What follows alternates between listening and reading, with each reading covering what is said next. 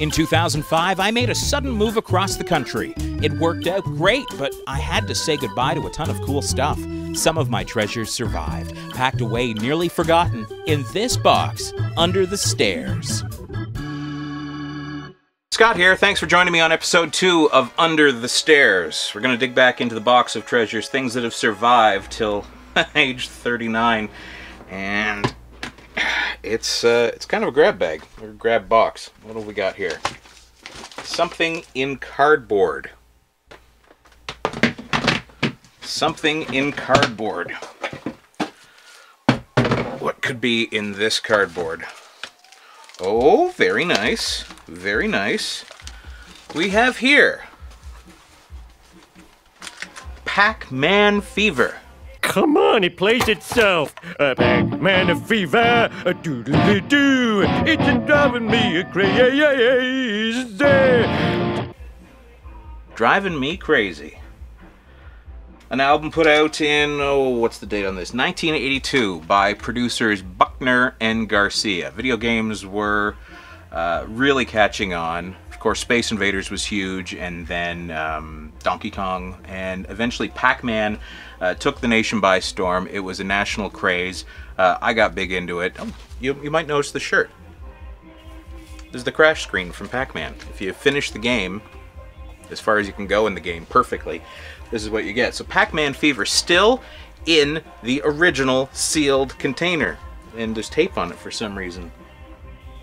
I bought this from eBay some years ago, obviously more than some years ago. Interesting story behind Pac-Man Fever. The producers and musicians who made this album, Gary Garcia and Jerry Buckner, wanted to reissue the album for the CD era, but the record company wouldn't let them. The record company owns the masters in a situation like that, and even clever, wily, veteran producers like Buckner and Garcia could not score a deal where they would be allowed to reissue their original recordings. So what they did is they re-recorded it as best as they could, closest to the original that they could. Of course, being musicians and producers, they knew all the tricks, and I'm sure that they had a reference copy like this that they could go back and listen to try to make a perfect sound alike. They reissued it, and the cover looks like this. It's pretty close. We can maybe put them side by side somehow in post and illustrate the difference. The smash hit single Pac-Man Fever was the only hit. You could call them one-hit wonders. I wonder what else they produced. Wikipedia will probably tell me that, and I'll try to put it on the bottom of the screen. But there were other songs on there, 7 other great hits. We won't call them hits. Froggy's Lament, Ode to a Centipede, Do the Donkey Kong, Hyperspace, which I presume is from either Defender or Asteroids, The Defender, Mousetrap, which was not that popular a game. It was great on the ColecoVision, but I never saw it in the arcade ever. And Go and Berserk. Berserk, a game I never played. I loved the sequel, Frenzy. Plus a super bonus inside, How to Win at Pac-Man Patterns.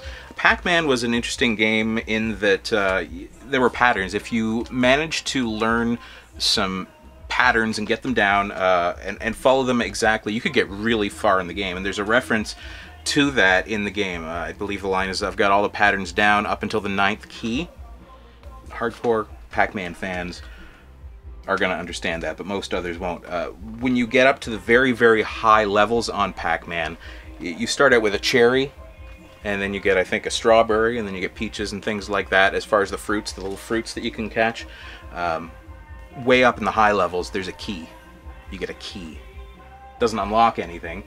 It's just a symbol, but when you get to the 9th key, I don't think anything happens. But it's sticky along the edges. I can't figure out why. But it's in excellent condition, still in the original packaging. I don't know what record store it was from. There is a, oh, I guess I can. Child World Children's Palace.